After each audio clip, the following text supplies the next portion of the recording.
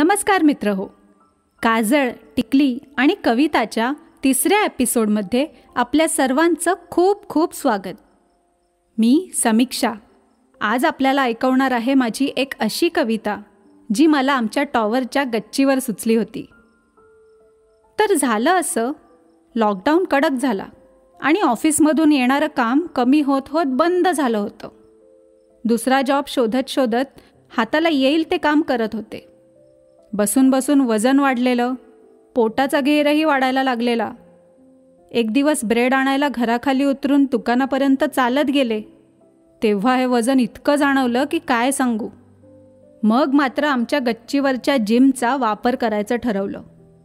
रोज संध्याकाळी 5 वाजता जाऊन 1-1.5 तास व्यायामात घालवू लागले आणि व्यायाम संपला की मस्त सूर्यास्त पाहत पाहत मैत्रिणींशी व्हिडिओ चॅट करू लागले. हळूहळू कॉल्स बंद झाले आणि लक्ष सूर्यास्तावर जास्त स्थिरावलं. येऊरच्या डोंगरापलीकडे सूर्य मावळला की शहरातले दिवे झगमगू लागायचे. एकाच वेळी सगळे पक्षी जणू तो लपलेला सूर्य शोधायला डोंगराकडे वळायचे आणि ते दृश्य पाहून रोज मनाला वाटायचं की यावर एक कविता सुचली पाहिजे यार. कितीतरी महिने सुचलीच नाही. मग व्यायामसुद्धा बंद झाला. अशीच काही महिन्यांपूर्वी पुन्हा एकदा 2 दिवसांची व्यायामाची हुक्की आलेली. तेव्हा मात्र हट्टाने लिहायला बसले आणि तेव्हा जे सुचलं ते हे असं. मैं सब्ज दश्तों से उड़कर इस बंजर शहर में आया हूँ. सब्ज म्हणजे हिरवा आणि दश्त म्हणजे जंगल. मैं सब्ज दश्तों से उड़कर इस बंजर शहर में आया हूँ. मेरी ख्वाहिशों का बस्ता लेकर इस जंतर मंतर में आया हूँ. आता या ओळींमधली मी म्हणजे नक्की कोण? पक्ष्यांना पाहून हे सुचलं खरं, पण जसा आणखी विचार करत गेले तसं तसं आपापली शेतीवाडी, गुरंढोरं असलेली गावं सोडून मुंबईत काम करून पैसा कमवायच्या हेतूने आलेल्या माणसांशी रिलेट होऊ लागलं. मग ऑफिसमध्ये काम करणाऱ्या अशा मुलांशी मारलेल्या गप्पा आठवत गेल्या आणि पुढच्या ओळी सुचत गेल्या. मैं सब्ज दश्तों से उड़कर इस बंजर शहर में आया हूँ. मेरी ख्वाहिशों का बस्ता लेकर इस जंतर मंतर में आया हूँ. जी मेरे ख्वाब बहुत बड़े नहीं, घर की बोरियत से भाग रहा हूँ. वहाँ कुछ नयापन रहा नहीं तो यहाँ की गलियाँ जांच रहा हूँ. मी विचारलं होतं एकदा त्याला की तुम्हाला तुमच्या गावीसुद्धा जर एवढ्याच पगाराची नोकरी मिळते तर तुम्ही इथं काय येता? म्हणजे शेवटी आपलं घर ते आपलं घर ना. त्यावर त्याने मला हे असंच उत्तर दिलं होतं. जी मेरे ख्वाब बहुत बड़े नहीं, घर की बोरियत से भाग रहा हूँ. वहाँ कुछ नयापन रहा नहीं तो यहाँ की गलियाँ जांच रहा हूँ. मकानों के इस समंदर में कहीं मौजों की ऊंच नीच है. मकानों के इस समंदर में कहीं मौजों की ऊंच नीच है.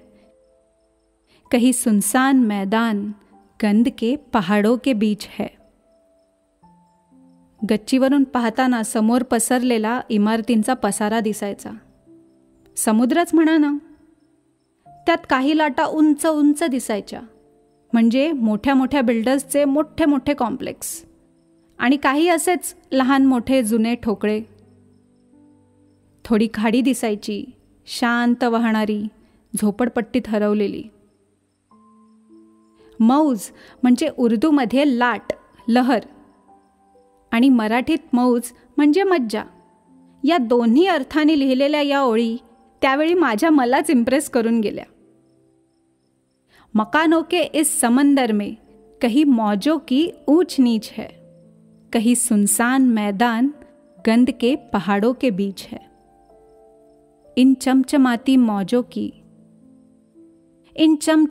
मौजों की बस एक रत्ती मेरे हाथ लग जाए. मैं चाहता हूँ इन मस्त लहरों पर एक मकान मेरा भी बन जाए.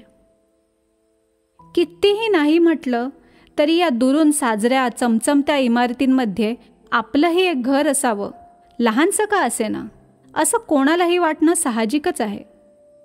तसंच तो मुलगाही म्हणायचा मला, मैडम अब नसीब आजमाने इतनी दूर आए हैं तो यहाँ अपने हक का एक घर बनाना तो बनता है। कल को शादी हो गई और बीवी ने मुंबई आने की जिद की तो उसका कुछ तो इंतजाम होना चाहिए ना। इन चमचमाती मौजों की बस एक रत्ती मेरे हाथ लग जाए, मैं चाहता हूँ इन मस्त लहरों पर एक मकान मेरा भी बन जाए। अजी रुपयों की कोई चिंता नहीं, मैं दिन रात मजदूरी कर लूँगा।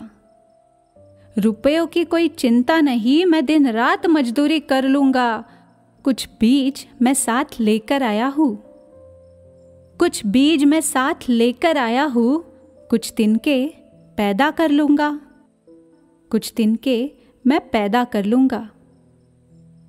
पडेल ते काम करून अतिशय दारिद्र्यात राहून ही पोरं पैसे साठवत राहतात, भिशी करतात, काय काय करतात, पण हे सगळं सोडून घरी जाऊन छान आपल्या माणसात राहण्याची इच्छा कधीच त्यांच्या उद्देशाच्या वरचढ होत नाही।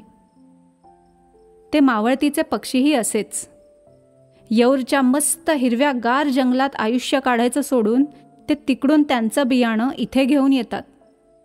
या सिमेंटच्या अरण्यात शोधून काढतात काही मातीचे लहान सहान ढिगारे आणि तिथं रुजवतात त्यांची स्वप्न। आपल्या पुढच्या पिढ्यांना तरी घरटी बांधायला आपलं एक हक्काचं झाड इथं असावं असं त्यांनाही वाटतच असेल ना। तर अशी ही आजची कविता तुम्हाला कशी वाटली ते नक्की कमेंट करून सांगा।